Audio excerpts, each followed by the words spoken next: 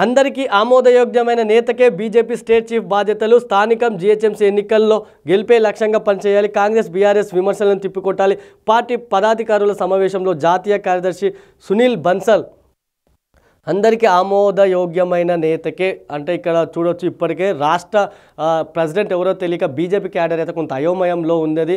ఇప్పుడు బీజేపీకి ఒక మంచి ఛాన్స్ తెలంగాణలో, ఎందుకంటే గతంలో బీఆర్ఎస్ పాలనను కూడా ప్రజలు చూస్తారు, ఇప్పుడు కాంగ్రెస్ పాలన చూస్తున్నారు.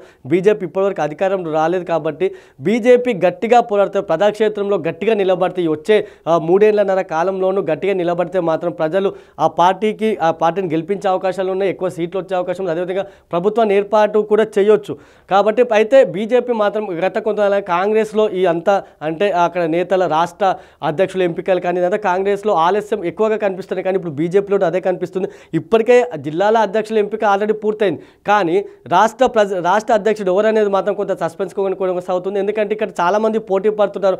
ఈటల రాజేందర్, ఎంపీ అరవింద్, అదేవిధంగా డీకే అరుణ, బండి సంజయ్ లాంటి వారు ఎంతోమంది బరిలో ఉంచారు. కీలక నేతలు అక్కడ ఆ పోస్టును ఆశిస్తుండడంతో అది ఎవరికి ఇవ్వాలి అనేది హైకమాండ్ కూడా కొంత తర్జన భర్జన పడుతుంది. అయితే ఇక్కడ సునీల్ బన్సాల్ చెప్తుంది అయితే అందరికీ ఆమోదయోగ్యమైన నేతకే మేము ఇస్తాము అని చెప్తుంది. అయితే ఇక్కడ ఎవరికి ఇచ్చినా కూడా అసంతృప్తి చెలరేగే అవకాశాలు అయితే కనిపిస్తున్నాయి. దీనిపై హైకమాండ్ ఎటువంటి నిర్ణయం తీసుకుంటుంది, ఎందుకంటే ఇప్పుడు సరైన సమయంలోనే ప్రజాక్షేత్రంలోకి వెళ్తే మాత్రమే బీజేపీకి అది కొంత ప్లస్ అయ్యే అవకాశం ఉంది. ఇప్పటికే కాంగ్రెస్ ప్రభుత్వంపై ప్రజల నుంచి కొంత వ్యతిరేకత వ్యక్తం అవుతుంది. ఇటువంటి తరుణంలో బీఆర్ఎస్కు ధీటుగా బీఆర్ఎస్ను మించి అటు బీజేపీ కొంత ప్రజల్లోకి వెళ్తే మాత్రం ఆ పార్టీకి మెరుగైన ఫలితాలు వచ్చే అవకాశం ఉంటుంది. కానీ ఇటు బీజేపీలో మాత్రం అంత ప్రజల్లోకి వెళ్ళేలా మాత్రం అంతగా పెద్దగా లేదు, ప్రజల్లోకి పెద్దగా వెళ్ళడం లేదన్న ఆరోపణలు ఉన్నాయి. దీనిపై హైకమాండ్ అయితే కొంత దృష్టి సారించి అటు రాష్ట్ర అధ్యక్షుడిని త్వరగా నియమిస్తే, ఎందుకంటే ఇప్పుడు ఉన్న నేతల్లోనూ ఆ కొత్త అధ్యక్షుడు వచ్చాక చూసుకుందాంలే అనే భావన ఉన్నట్లుగా కనిపిస్తుంది.